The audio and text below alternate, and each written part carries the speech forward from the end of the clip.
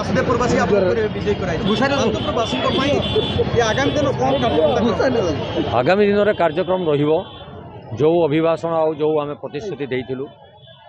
जो विकास पाई आम लोक मान प्रतिश्रुति देइथिलु जो लोक मानकर मौलिक अधिकार से वंचित रही आम प्रतिश्रुति देइथिलु ए अंचल अधूरा कार्य बालियापाड़ा घाट ठारू आरंभ करी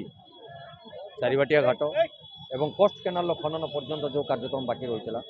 से जो कार्यक्रम सब अधूरा रही जत्पर्यंत चेष्टा करूँ पूरण करने मो विधानसभा से प्रसंग उत्थापन करी लोक मानकर मानसिकता जे सरकार न रही किसी काम हम ना भ्रांत धारणा मोर जाना भितर मु कर्म विश्वास करे राजनीति ठार ऊर्ध्वर रही दल मत निर्विशेष समस्त सहित सहयोग हाथ बढ़ई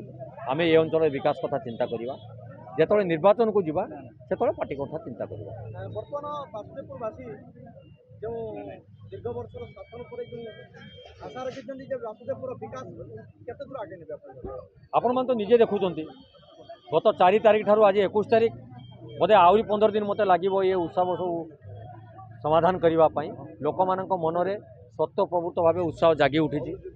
बासुदेवपुर आज चलचंचल हो जाइए उत्सव मुखर हो जाइए तेणु